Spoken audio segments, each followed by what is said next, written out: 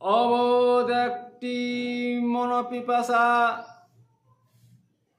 নিজের কথা ভাবে, ভাবতেছে জানে না তাই অন্যের ত্রুটি ধরে। চরিত্র হলো সবার ঊর্ধ্বে,